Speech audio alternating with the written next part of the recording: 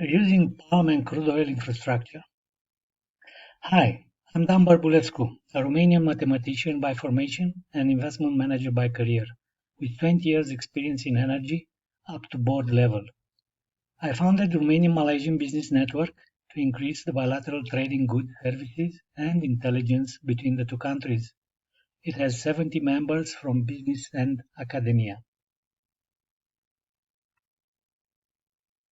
So limiting global warming is the big problem that now is amplified by Putin's war in Ukraine.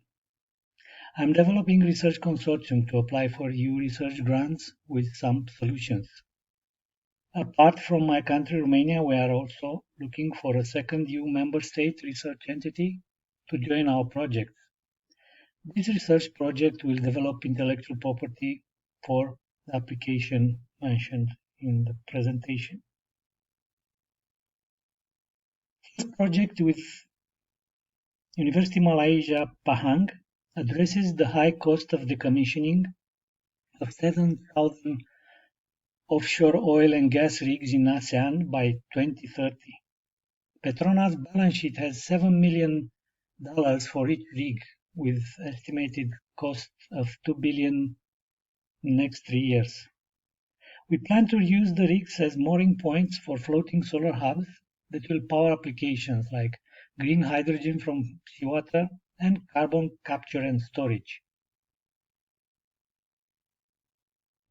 According to World Bank, floating photovoltaics (FPV) output is 15% higher than ground-mounted solar because of cooling effects of water, and 20% more expensive because of mooring and float costs.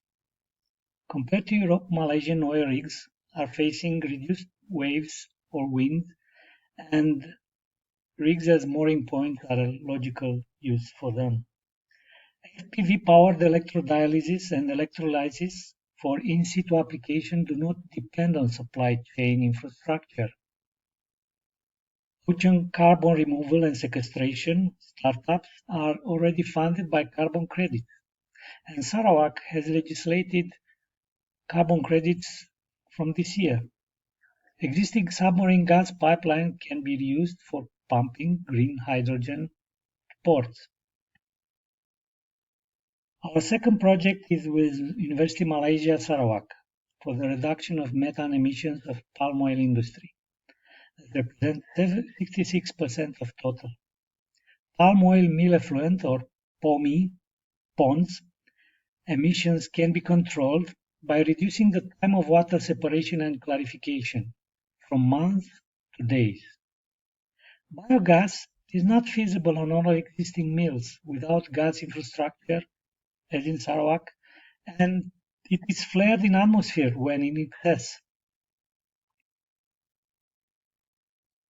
The electrocoagulation (EC) is an emerging technology in wastewater treatment. You can see videos and its effect in few minutes. It separates 85% of suspended solids, oxygen demand, and turbidity from water. After EC separation, the concentrated POME can be collected with biogas-powered trucks to a centralized biogas plant, sharing the infrastructure cost between multiple mills on a 200-kilometer radius.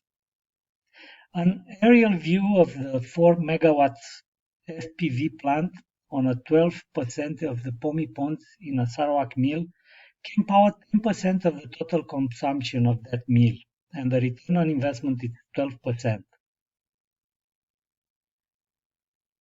FPV design is not converging yet, like in wind turbines case, so IP research projects have a high value potential. Here are pictures of FPV companies from France, Holland, Germany, Norway, and Singapore. Please contact me if you need details on how or know someone interested to join our consortium with my WhatsApp QR code. Thank you for attention.